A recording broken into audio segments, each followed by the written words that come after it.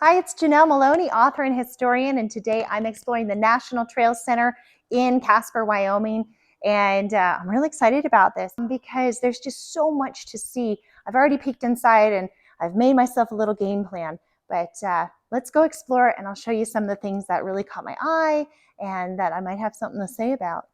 Come on. What's going on in there? Let's go see. Loves his wife more than gold. For miles, an animated mass. Both sides of the road for miles were lined with dead animals and abandoned wagons. Around them were strewn yokes, chains, harnesses, guns. Since the white man has made a road across our land, he killed our game. That was awesome. I'm gonna get a closer look, and I've got some stories to share as well. I've got a story for you about a little boy on an ox wagon. I think I'll park it right here.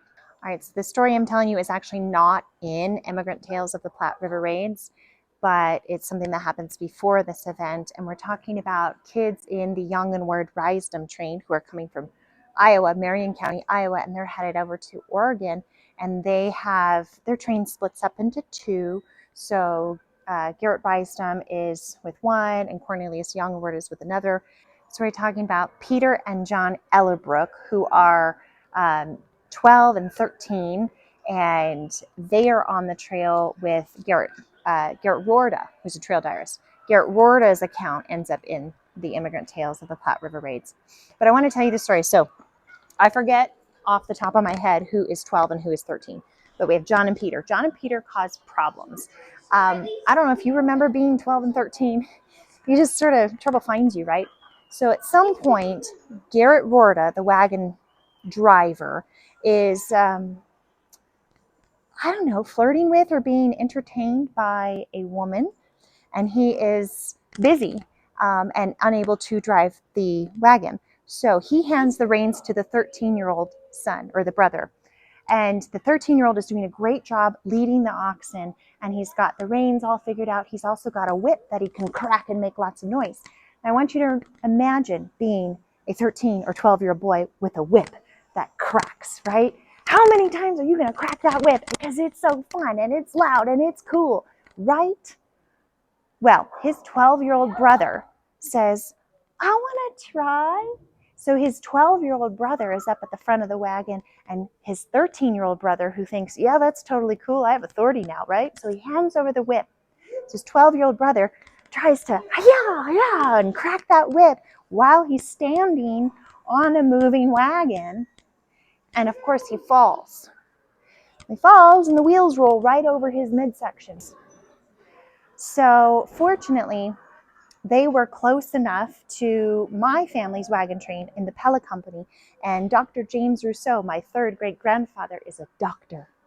And so Dr. Rousseau applied a vinegar compress to this little boy, and perhaps that's what saved his life. He did not die, but a lot of kids that goofed off and got under those wheels did.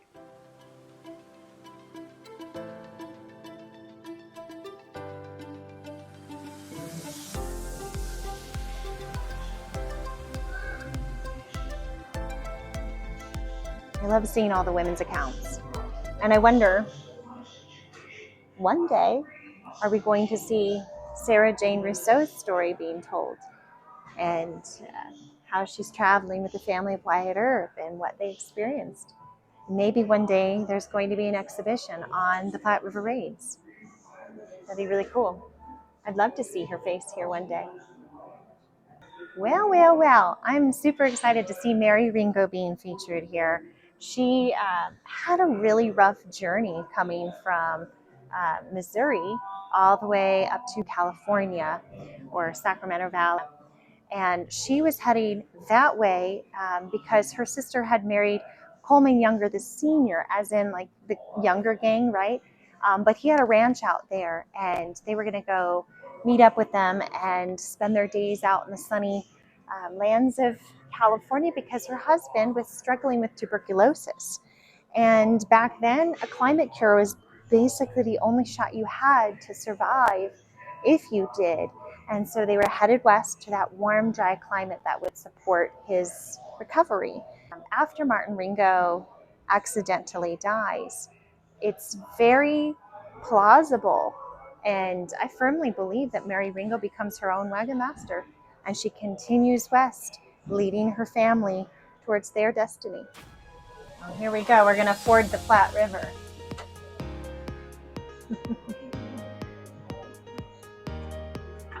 You ready yet?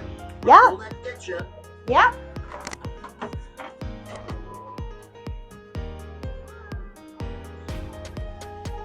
Ladies, everybody ready in there? Yeah, we're ready.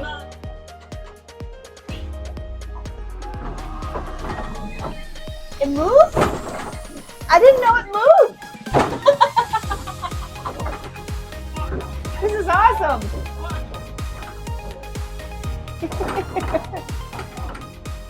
How much fun is that? So while you're inside, you're seeing what it's like to be moving across the Platte River. And it's not an easy, comfortable situation. And partway through, you're actually going to see in the video that there's a wagon ahead of you, and the tongue breaks, and then the wagon sort of tips into the water, and things are being washed away. And the guide's like, "Don't worry, it won't happen to us." So you get to see that. And I honestly, halfway through, I thought, are we gonna tip and have the water come in our wagon too? What a great experience, really fun. Also, I think about my third great grandma, Sarah Rousseau, having arthritis. And if they had to cross or ford a river this way, wow, all the jarring in her bones. Also, Martha Freeman Rowe, who was traveling in 1864, she had really bad migraines. And also, I can just imagine if this, even on solid ground, having those migraines and having all of the jarring all the time, would have been quite painful. Well, I've got like 2 minutes before the program starts again. I want to point out this trail diarist, and she's sitting writing what happened today. And I love this because my third great grandmother was a trail diarist as well, Sarah Jane Rousseau, and I published her diary recently. And she writes about writing too. In fact, when she was back in Nebraska, she was at a Pawnee village, and I don't remember the exact date, but she has Pawnee's Indians coming to visit, and they see her with her book, and they see her writing or scratching inside of it, or maybe she was drawing a picture, and one of the Indians comes up and they say, "What are you studying?" And I don't know what her exact words were, but I'm imagining she said something like, "Well, I'm not studying. I'm writing down everywhere we go and everything we see and what it's like out here." And he responded to her, "You are curious people."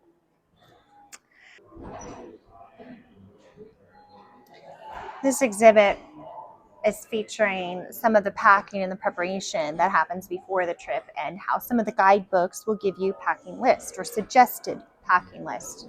And it's really important that you adhere pretty closely to them to make sure that you pack more food and less stuff.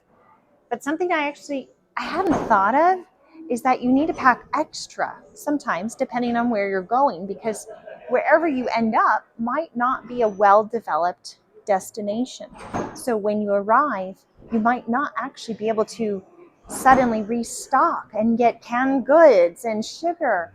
You might actually be somewhere where you're in a camp, and you might only be lucky enough to live partway in your wagon and partway in a tent until you can build yourself a log cabin. If you're going to farm and dig your own garden, it's going to be a while. And if that's the case, you better have enough food, not just for your 3.5 months or 4 months of travel, but you better be carrying enough food for close to a year. I'm walking around in this plane for an hour, and I think I'm only 1/3 through. So I've heard stories told that sometimes in women's accounts, people think, "Oh, how does a woman know where she is? How far does she know she's gone?" And not only did we have guidebooks starting in the 50s that had mile-by-mile destinations, and as long as you follow these landmarks, you get to where you need to go, but we also had systems like, we had odometers, well, roadometers, back then. And so this is an example of making that rodometer work. And there's also, as they're explaining here at the National Trail Center, other systems that were a lot easier to use, perhaps if you had helpers, like a little kid, where they would tie a handkerchief or something to one of the spokes, and someone would be paying attention to how many times that handkerchief went around the wheel, and that would be a way that they could keep track of how far they traveled that day. I have huge props to the National Trail Center because they let you touch a lot of stuff and try things. So I'm gonna try to haul a hand cart and we're gonna see if I'm doing all right. Haven't tried this yet. Whoa. Wait a second.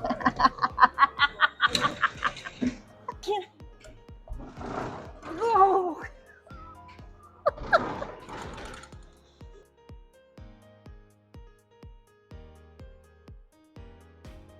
As I was walking through the gallery that we see here, I had been wondering, okay, well, the museum features a lot of content that goes from the 40s to the 50s, but where's the stuff in the 60s and the late 60s when we now have the Sioux Wars happening and influencing and slowing down or impeding immigrant travel? And here I found it. I found the section, and it does remind me, this little wall of viewpoints. It reminds me of one of the galleries at the Jim Gatchell Memorial Museum in Johnson County.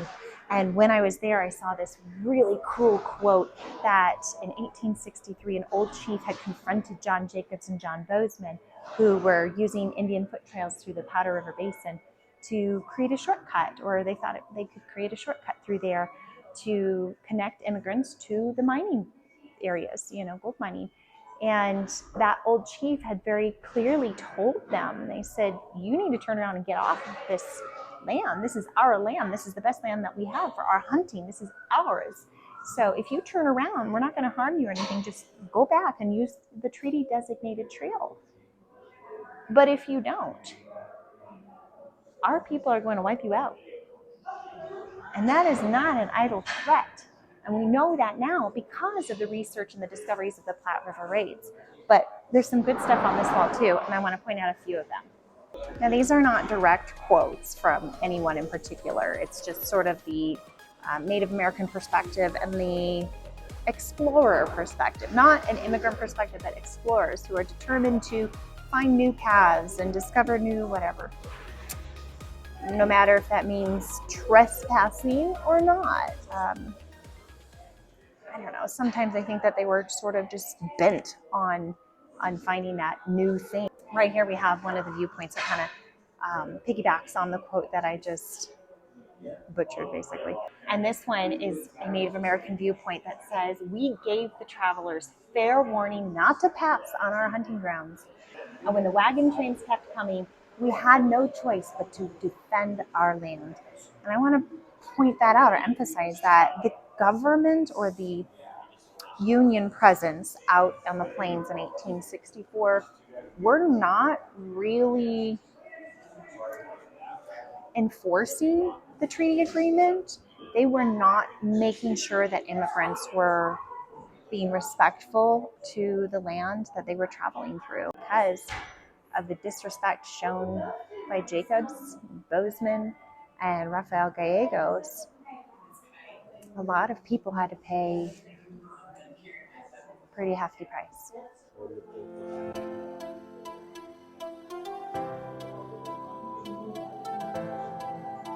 Merrill Mattis, the quote above me, he's one incredible trail historian. If you haven't read any of his books, you're missing out. He's the guy to read. He's also one of the founding members of the Oregon-California Trails Association, which I am also a member of and happy to represent. If you're going to come, and they have all of these incredible interactive, immersive experiences, you might as well try them all, even if you're one giant kid like me. Incredible view of the Black Hills of Idaho Territory. The Laramie Mountains were called that still in 1864. We have a great selection of books here. Look, there's Candy Moulton's book. There's Joanna Wickman. Y'all, these ladies are my friends. I love seeing them out in the wild like this. You know what we have to do when we find our books in the bookstore?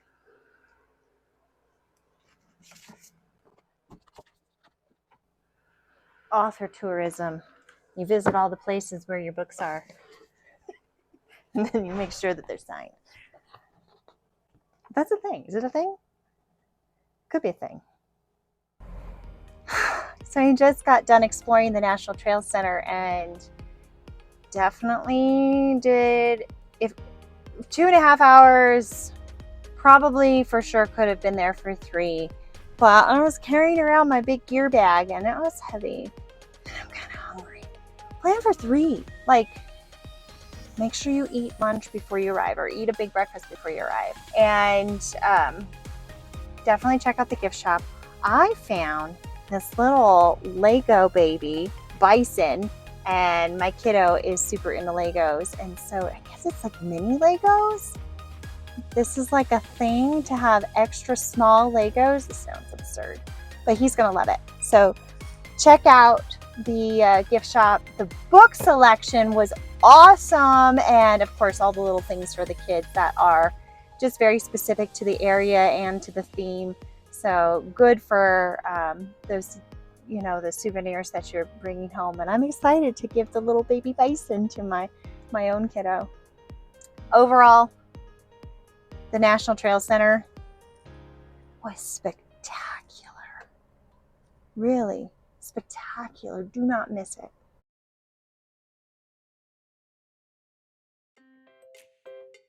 Hi, it's Janelle Molony out there. Oh, we'll delete that. Oh! Where's Margot? We'll delete that. And so we're talking about John. Do you like to watch our 17-minute film? You know, we have